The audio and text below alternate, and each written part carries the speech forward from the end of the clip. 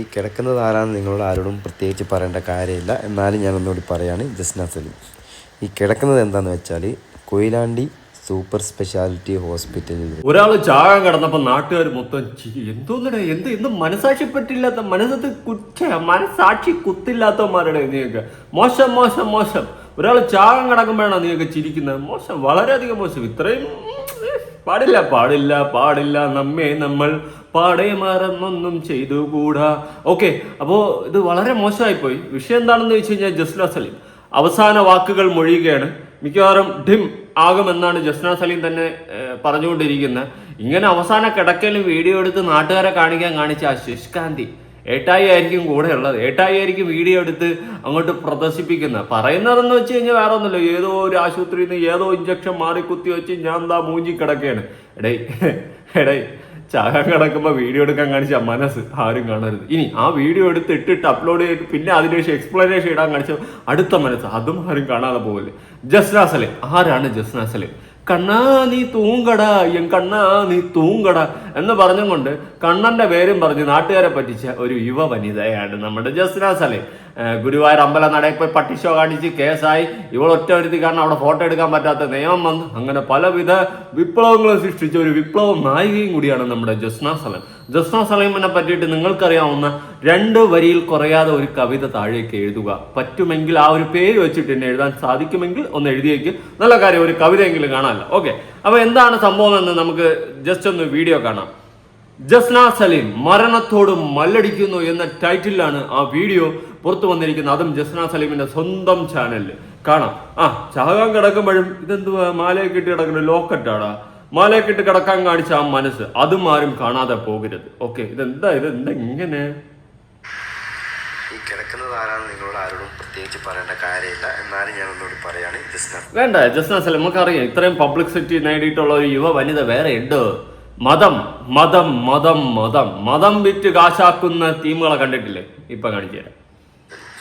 ഈ കിടക്കുന്നത് എന്താന്ന് വെച്ചാല് കൊയിലാണ്ടി സൂപ്പർ സ്പെഷ്യാലിറ്റി ഹോസ്പിറ്റലിൽ വെച്ച് അവിടുത്തെ ഒരു നേഴ്സ് ഇഞ്ചക്ഷൻ മാറി കുത്തിയതിന് ശേഷം അവളുടെ കാല് ബൾജായാലും കൂടി വീങ്ങി ഒരു ഇവന്റെ കൈ നിറച്ചത് എന്തുവാ ചങ്ങലയാ? ഇവൻ മറ്റേ തുടലിട്ടിരിക്കുന്നു, ടാറ്റു ഉണ്ടല്ലോ. എന്തെല്ലാം അവിടെ. അപ്പോൾ ആരായാലും എൻ്റെ പൊന്നു സുഹൃത്തെ, ഓക്കെ, സൂപ്പർ സ്പെഷ്യാലിറ്റി ഹോസ്പിറ്റൽ ഏതാണെന്ന് പറയുന്നില്ല.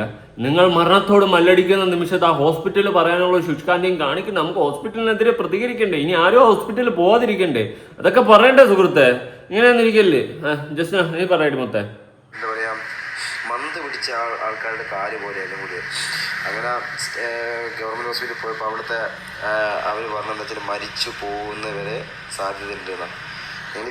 അച്ചോടാ, ഇത്രയും പറഞ്ഞിട്ടാണാടാ നീ ഇവളെയും വെച്ച് ഇങ്ങനെ വീഡിയോ എടുത്തോണ്ടിരിക്കുന്നത്? പെട്ടെന്ന് വെന്റിലേറ്ററിലെ കേട്ടാ അതല്ലടാ ചെയ്യേണ്ടത്. എടാ, മരിക്കാൻ പോകുന്ന ഒരാളിനെ പിന്നെ വെറുതെ ഇങ്ങനെ വാട്ടി കടത്തി ഇട്ടിട്ട് കൊഞ്ചിക്കൊണ്ടിരുന്ന വീഡിയോ എടുക്കുകയാണ് നീ ചെയ്യേണ്ടത്. എടാ, വെന്റിലേറ്ററിൽ കേട്ടാ, അറ്റ്ലീസ്റ്റ് ഐസിലെങ്കിലും കേട്ടാ. നമ്മളെ ജസ്റ്റിനെ കൊച്ചു പോയ പിന്നെ ആരുടെ കണ്ണനെ വരയ്ക്കും? മരണത്തോട് മല്ലടിച്ച് കിടക്കുക. അത്രയും എന്താ പറയാ, ഒരു സ്ഥലത്തേക്ക് നടക്കുമ്പോഴേക്ക് കാല് വീങ്ങി വരിക. ആ ഒരു അടുത്തുള്ള സൂപ്പർ സ്പെഷ്യാലിറ്റി ഹോസ്പിറ്റലിലെ നേഴ്സ്, ആ ഒരു നേഴ്സ് കാരണം ഇവിടെ അവിടെ കാല് കാണിക്കാൻ അനുഭവിക്കുന്ന വേദനയും കാര്യങ്ങളും ഇതിന്റെ പേരിൽ സ്റ്റേഷൻ. ഇത് മറ്റേ ഏതോ സിനിമയില് ആരാ എടുത്ത് കിടത്തിയിരിക്കുന്നേ ഓർക്കുന്നില്ല. ഏതോ ഒരു സിനിമയില് ജഗതിയാണോ ഹരിശ്രീ അശോകനാണ് ആരോ എടുത്ത് കിടത്തിയിരിക്കും ഇതുപോലെ. അതാണ് എനിക്ക് ഫീൽ ചെയ്തത്. എവിടെയോ കണ്ട് മറന്ന ഒരു പരിചയം എനിക്ക് ജസ്ന സലീമിനെ കാണുമ്പോൾ ഓർമ്മ വരുന്നു. ഇല്ല, കൊച്ചി രാജാവിൽ ദിലീപിനെ എടുത്ത് കിടത്തിയതാണ്. അതാണ് എൻ്റെ ഓർമ്മയിൽ വന്നത്. ഏത് മറ്റേ ആശുപത്രിയിൽ പോയി കിടക്കൂലേ, ഏത് കാവ്യ മാധവൻ കുണ്ടിക്ക് കുത്താൻ വരുന്ന സീൻ, അത് തന്നെ. അത് കൊയിലാണ്ടി പോലീസ് സ്റ്റേഷനിൽ കംപ്ലൈന്റ് കൊടുത്തിട്ട് അവിടെയുള്ള അവര് വരെ ഈ പോളി ക്ലിനിക്കിലുള്ള അല്ല വാ തുറന്ന് വെച്ചിരിക്കുന്ന എന്തിനാ? ശ്വസിക്കുന്നതാണോ? ഓക്സിജൻ സിലിണ്ടർ എത്തിക്കടാ. എന്തുവാടാ നീ ഇങ്ങനെ? കൊച്ചിന് ശ്വസിക്കാൻ പറ്റുന്നില്ലെന്നേ. ോട് മാത്രം കൂറും കാര്യങ്ങളും കാണിക്കാൻ നമുക്കൊരു വേണ്ട നടപടിയോ നീതിയും കാര്യങ്ങളൊന്നും തരുന്നില്ല. അന്ന് അവിടെ പോയപ്പോൾ അവർക്ക് സപ്പോർട്ട് ചെയ്ത് പറയുന്നത് ഈ ഒരു ഗതി ഇനി വേറൊരാൾക്ക് വരാൻ പാടില്ല. ആ ഒരു നേഴ്സ് കാരണം ഇവൾ ഈ കിടന്ന് അനുഭവിക്കുന്ന വേദന എന്ന് പറഞ്ഞാൽ കണ്ടാലേ മനസ്സിലാവും. റൊമാൻറ്റിക് 2-3 സ്റ്റെപ്പ് നടന്ന് പോകുമ്പോഴേക്ക് ഇവർക്ക് ഈ ഒരു വേദന വന്നു കഴിഞ്ഞാൽ പിന്നെ നടക്കാനാവില്ല, കാല് വീങ്ങി വരിക ചെയ്യാം. ആണോടാ കുട്ട? എടാ ഇത് ഏതോ മരുന്നിൻ്റെ അലർജിയാണ്. ചില മരുന്ന് ചിലർക്ക് അലർജിയാണ്, അതാണ് സംഭവം. മനസ്സിലായ? എനിക്ക് അലർജിയുടെ പ്രശ്നം ഇതുവരെ മരുന്നിൽ വന്നിട്ടില്ല. എൻ്റെ ഫ്രണ്ട്സിനൊക്കെ വന്നിട്ടുണ്ട്, മുഖമൊക്കെ വീർത്ത് കയറിയിട്ട് അങ്ങനെയൊക്കെ വന്നിട്ടുണ്ട്, കണ്ണൊക്കെ തുറന്ന്. മരുന്നിൻ്റെ അലർജി വരാറുണ്ട്. അത് കുറച്ച് കഴിയുമ്പോൾ മാറും. അതടുത്ത് എന്തെങ്കിലും മെഡിസിൻ എടുത്ത് അതങ്ങ് മാറും. അതിന് ചാകാൻ കിടക്കണം എന്ന് പറഞ്ഞ് സഹതാപം പിടിച്ചു പറ്റാൻ വേണ്ടി നാട്ടുകാരുടെ ഇടയിൽ വീഡിയോ ചെയ്തിട്ട് കഴിഞ്ഞാൽ നാട്ടുകാർ എന്നാ പിടിച്ച് പണം. ഇതിന് അന്ന് അവിടെ പോയിട്ട് പരാതി കൊടുത്തതിന് ശേഷം അവിടുത്തെ സാറ് ഇവൾക്ക്, അതായത് ഇവൾക്ക് ഹോസ്പിറ്റലിൽ ചിലവാകുന്ന, അതായത് ട്രീറ്റ്മെൻറ്റിന് ചിലവാകുന്ന എല്ലാവിധ ചിലവും കാര്യങ്ങളും സൂപ്പർ സ്പെഷ്യാലിറ്റി ഹോസ്പിറ്റൽ, കൊയിലാണ്ടിയിലെ സൂപ്പർ സ്പെഷ്യാലിറ്റി ഹോസ്പിറ്റലിലെ, കൊയിലാണ്ടിയിൽ സൂപ്പർ സ്പെഷ്യാലിറ്റി ഹോസ്പിറ്റലിന് പേരില്ലേ? അതാ ഇനി അങ്ങനെയാണോ കൊയിലാണ്ടിയിൽ പറയുന്നത്? എനിക്കറിയില്ല കേട്ടോ. അതുകൊണ്ടാണ്, അത് അറിയാവുന്നവരൊന്ന് താഴെ കമൻറ്റ് ചെയ്തേക്ക്.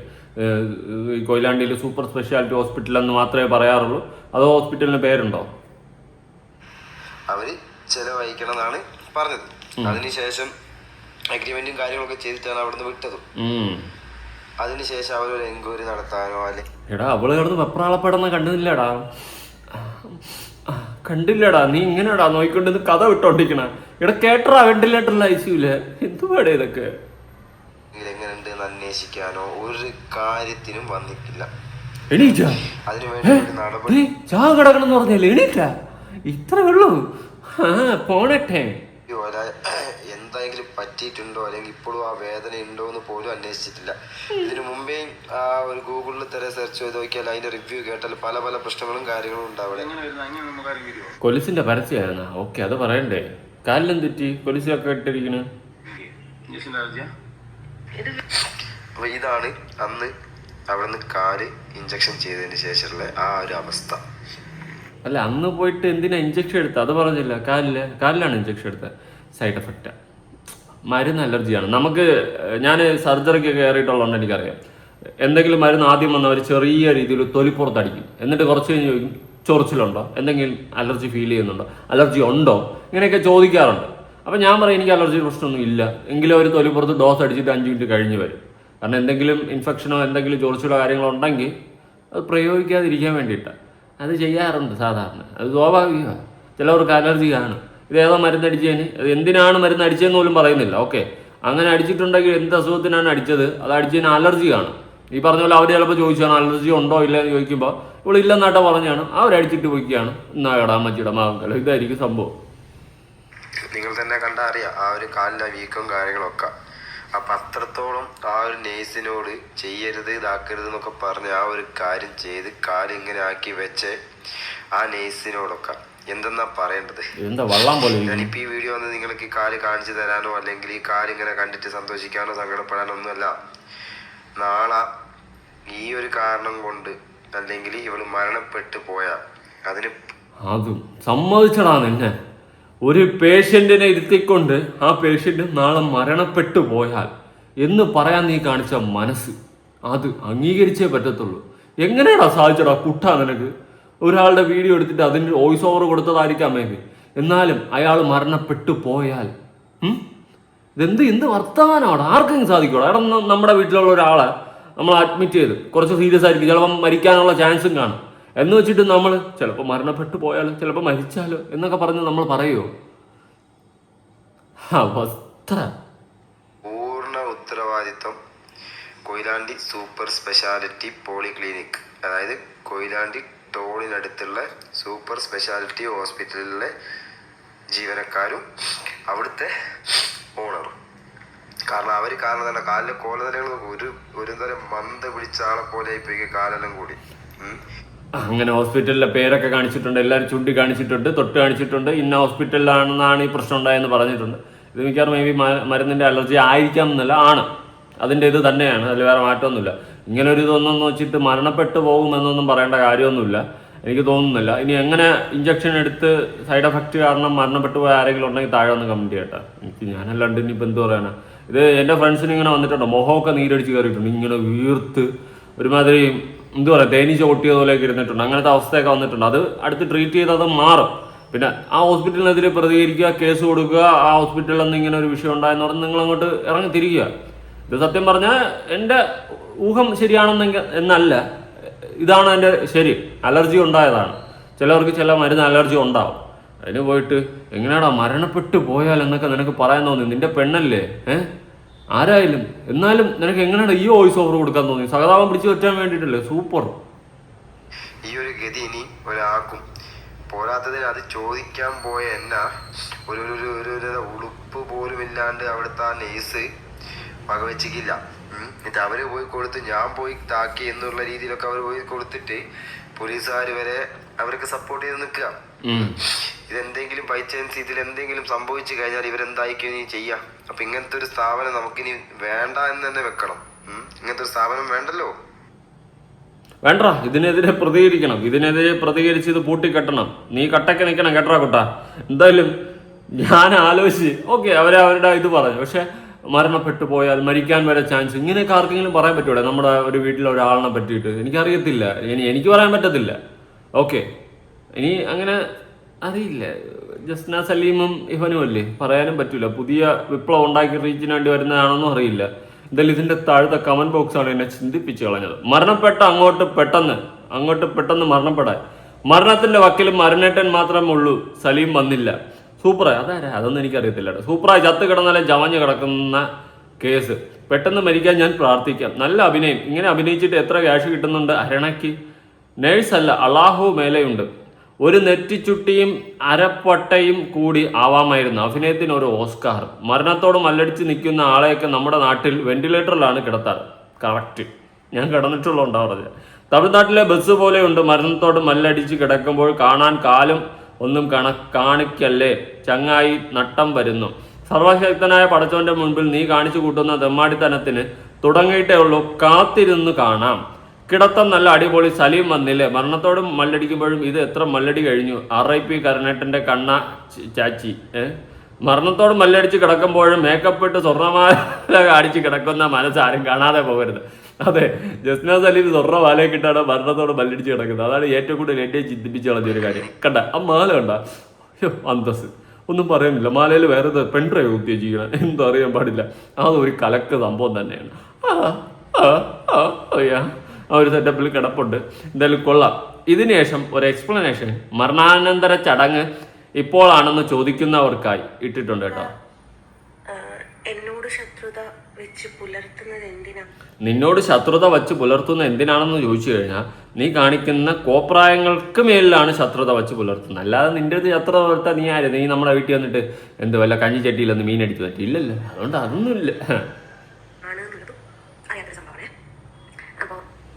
കാര്യത്തിലാണോ തമാശ രൂപത്തിലാണോ എന്ന് എനിക്കറിയില്ല. ഓരോരുത്തരും വിളിച്ചിട്ട് മയ്യത്തിന് ഇതെന്തേ ഉള്ളു? പറവറാണ് സ്പീഡിൽ പോണ്. പതുക്കെ പടി. ഞാൻ സ്പീഡ് കൂട്ടിയെന്ന് പറഞ്ഞാൽ നീ സ്പീഡിൽ പോകും. പതുക്കെ പോകും. അത് കേട്ടപ്പം അതൊന്നും ഷോക്കായി പോയിട്ടോ. അപ്പൊ നിങ്ങൾ എല്ലാം റെക്കോർഡ് ചെയ്യാറില്ല, ഇതെന്തേ റെക്കോർഡ് ചെയ്യാനും ഫോണിൽ അതിൻ്റെ ഫോണേ കയ്യിലായിരുന്നു. ഐഫോണിൻ്റെ അകത്ത് ഓട്ടോമാറ്റിക്കായിട്ട് റെക്കോർഡ് വേറെ ആപ്പ് കേട്ടോ. അല്ലാതെ പറ്റില്ലെങ്കിൽ മറ്റൊരു ഫോൺ വെച്ചിട്ടാണ് റെക്കോർഡ് ചെയ്യാറ്. ഫോണിൻ്റെ അടുത്തില്ലായിരുന്നു, ഫോണാണ് എൻ്റെ കയ്യിലുള്ളത്. ഒരു വീഡിയോ റെക്കോർഡ് ചെയ്യേണ്ട ഒരു സാഹചര്യത്തിലൊന്നും അല്ലായിരുന്നു. അത് കേട്ടപ്പോൾ എനിക്ക് ഭയങ്കര വിഷമമായിപ്പോയി. എൻ്റെ എന്താ പറയുക, ക്ഷീണവും തളർച്ചയും ഒക്കെ അവിടെ തീർന്നു. ഇപ്പോൾ തോറ്റു കൊടുക്കരുത് എന്നുള്ളൊരവസ്ഥയിലായിപ്പോയി. കാരണം തോറ്റാൽ കൈയടിക്കാൻ 100 ആളുണ്ട് എന്നുള്ളത് മനസ്സിലായി. ജയിച്ചു ചെല്ലുമ്പം സ്വീകരണം കിട്ടുന്നതിനെക്കാട്ടിലും തോറ്റു ചെല്ലുമ്പോഴാണ് സ്വീകരണം കിട്ടുന്നത് എന്നുള്ളത് മനസ്സിലായി. അത് അത്രയും ആൾക്കാർ ജസ്റ്റ് ഒരു വീഡിയോൻ്റെ താഴെ കമൻറ്റ് ഇട്ടിട്ടുണ്ട്. അത്രയും ആൾക്കാർ തെറ്റ് ചെയ്ത ഒരാൾക്ക് സപ്പോർട്ടായിട്ട് നിന്നിട്ടുണ്ട്. ഞാനൊരു കാര്യം പറയട്ടെ ജസ്ന, നിന്നെ ഒരു സമയത്ത് ഞാൻ സപ്പോർട്ട് ചെയ്തിട്ടുണ്ട്. പിന്നെ നീ വെറും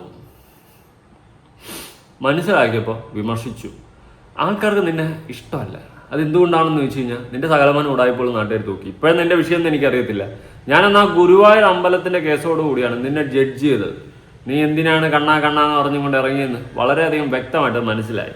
ഇനി അതുകൊണ്ട് നീ എന്തൊക്കെ കിടന്ന് അവിടെ കാണിച്ചു കഴിഞ്ഞാലും ഒരു പട്ടിക്കുഞ്ഞു പോലും നിന്നെ സപ്പോർട്ട് ചെയ്യാൻ വരത്തില്ല. അത് നീ എന്ന് പറയുന്ന ആൾ എന്താണെന്ന് നാട്ടുകാർ മനസ്സിലാക്കി.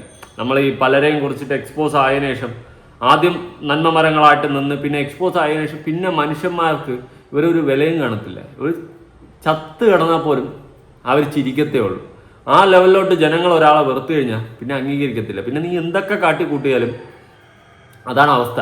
അതുകൊണ്ട് നമ്മൾ പിടിച്ചു വാങ്ങുന്ന ഹെയ്റ്റ് അല്ലെങ്കിൽ നമ്മൾ കാണിക്കുന്ന ഉടായ്പ് കാരണം നമ്മുടെ ലൈഫിൽ ഒരിക്കലും ഒരു ബ്ലാക്ക് മാർക്ക് വീഴുന്നു കഴിഞ്ഞാൽ അത് മാറാൻ വളരെയധികം ബുദ്ധിമുട്ടാണ്. ഇപ്പോൾ നീ ഇപ്പോൾ വേറെ എന്താ പറയുക, ചെറിയ ചെറിയ എന്തെങ്കിലുമൊക്കെ ഉടായ്പകൾ കാണിച്ച് അങ്ങനെ ഇങ്ങനെയൊക്കെയാണ് നമുക്ക് പറയാം മനുഷ്യൻ്റെ കാര്യമില്ല എന്നൊക്കെ. ഇവിടെ ആരും 100% പെർഫെക്റ്റ് ഒന്നുമല്ല. പക്ഷേ ഒരു ജനതയെ മൊത്തം പറ്റിക്കുന്ന രീതിയിൽ ഉടായ്പകൾ കാണിച്ചു കൂട്ടിക്കഴിഞ്ഞാൽ അത് നാട്ടുകാർ നോട്ടീസ് ചെയ്ത് കണ്ടുപിടിച്ച് കഴിഞ്ഞാൽ പിന്നെ അക്സെപ്റ്റ് ചെയ്യത്തില്ല, പൊറുക്കാൻ പറ്റത്തില്ല. മനസ്സിലായോ? അതാദ്യം ഒന്ന് മനസ്സിലാക്കിയിരിക്കുന്നത് ഏറ്റവും നല്ലതായിരിക്കും നമ്മുടെ ജസ്ന കൊച്ചിൻ എന്നാണ് ഞാൻ പറയുന്നത്. ഓപ്പോസിറ്റ് സൈഡിൽ ഞാനാണ് എന്നതിൻ്റെ പേര് ഭയങ്കര സമൂഹം തന്നെയല്ലേ. അല്ലാത്തൊരു എന്താണെന്ന് എനിക്കത് നിങ്ങളോട് പറഞ്ഞത് തരേണ്ടതെന്ന് എനിക്കറിയില്ല. കാരണം ഞാൻ ഹോസ്പിറ്റലാവാനുള്ള കാരണം സൂപ്പർ സ്പെഷ്യാലിറ്റി എന്ന് പറഞ്ഞിട്ട് ഒരു ഹോസ്പിറ്റലുണ്ട്. അപ്പം ആ ഹോസ്പിറ്റലിലത്തെ നേഴ്സിനോട് ഇഞ്ചക്ഷൻ മാറി കുത്തിപ്പോയി. ഓക്കെ, അതിൻ്റെ എക്സ്പ്ലനേഷൻ ഇവളൊരു 18 മിനിറ്റ് കയറിയിരുന്ന് സംസാരിക്കുന്നുണ്ട്. ഞാൻ അതിൻ്റെ കമൻറ്റ് ബോക്സും കൂടി ഒന്ന് കാണിച്ചു തരാം. ഇതല്ലേ മരണത്തോട് മല്ലടിക്കുന്നു എന്ന് പറഞ്ഞ എണീറ്റോ? അതെ, മരണത്തോട് മല്ലടിക്കുന്ന ഒരാളെ സാധാരണ വെന്റിലേറ്ററിൽ കയറ്റും. അതാണ് സാധാരണ ചെയ്യാറ്. അപ്പം അത് തന്നെ അവിടെ പൊളിഞ്ഞു, വീണ്ടും ഉടായ്പ പൊളിഞ്ഞു. ഇനി മരണത്തോട് മല്ലടിക്കുന്ന ആൾ ഇപ്പുറത്ത് നിന്ന് ഫോണിൽ നിന്ന് വീഡിയോ ഇട്ടുകൊണ്ടിരിക്കുകയാണ്. എന്തോന്നടേ, മറ്റേ വീഡിയോ ഒണ്ടേകോ ഇട്ടിട്ട് ഇത് 13 അവറേകോ ഇത്രയേ ഉള്ളൂ മരണത്തോട് മല്ലടിച്ചത്. എടാ, മരണത്തോട് മല്ലടിച്ചിട്ടുള്ള ഒരുത്തനാണ് ഞാൻ. എത്ര ദിവസം കിടന്ന് അടിച്ചെന്നറിയുമോ? ഓർമ്മ പോലും ഇല്ല. ഇവിടെ ആരും ഇല്ലായിരുന്നു കേട്ടാ. അതൊക്കെയാണ് മരണത്തോട് മല്ലടിക്കുക എന്ന് പറയുന്നത്. അല്ലാതെ ഇതൊന്നുമല്ല. നീ പോയാൽ ആ മക്കൾ രക്ഷപ്പെട്ടു. ആരായാലും അഹങ്കരിച്ച് കളിക്കരുത്. എല്ലാം കാണുന്ന റബ്ബുണ്ട് എന്ന് നമ്മൾ വിശ്വസിക്കണം. ഇല്ലെങ്കിൽ നമ്മൾ ദുഃഖിക്കേണ്ടി വരും. ജീവിതത്തിൽ നല്ലത് ചെയ്യുക, മരണത്തെ ഓർക്കുക. അപ്പോൾ തെറ്റിനെ നമ്മൾ ഭയപ്പെടും. നീ ചത്താൽ ഫുൾ ബിരിയാണി നാട്ടുകാർക്ക് കൊടുക്കും. നിന്റെ അഹങ്കാരമാണ് നിനക്ക് ശത്രുക്കളെ ഉണ്ടാക്കിയത്. ഒരാളുടെ മരണം കാണാൻ ആഗ്രഹിക്കുന്നില്ല. അത് സൃഷ്ടിച്ച റബ്ബിന് മാത്രമേ അവകാശം. എന്തായാലും നീ ഇരുന്ന് ആലോചിക്ക്, എത്രമാത്രം അധപ്പതിച്ചു നീ എന്ന് ഉത്തരം കിട്ടും. എത്ര അഹങ്കരിച്ചു ഒന്ന് ഓർത്തു നോക്കൂ. നേഴ്സിനെ കുറ്റം പറയണ്ട.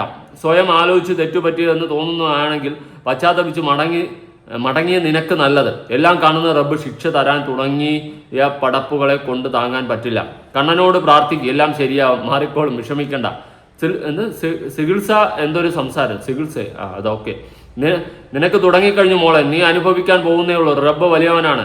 ഞങ്ങൾക്ക് കാണാൻ വേണ്ടി നിന്നെ നരകിപ്പിക്കും. ഇല്ലെങ്കിൽ കഥയില്ല മോളെ. ചത്തെന്ന് വിചാരിച്ചു. നീ അനുഭവിക്കാൻ ഇനിയും ബാക്കി. നിനക്ക് വരാൻ പോകുന്നേ ഉള്ളൂ. ദൈവമേ, എന്റെ പൊന്നടാവ്, ഞാൻ തന്നെ അന്തിച്ചു. അമ്മാതിരി നെഗറ്റീവ്, ഒരു പോസിറ്റീവ് കമന്റ് ഞാൻ കണ്ടിട്ടില്ല. ജസ്ന സലീമിനെ മനപ്പുറം കൊല്ലാൻ നോക്കിയതാണ്, തെളിവുകൾ പുറത്ത്. ബാ നോക്കട്ടെ. ഓ, പരസ്യം കയറി വന്ന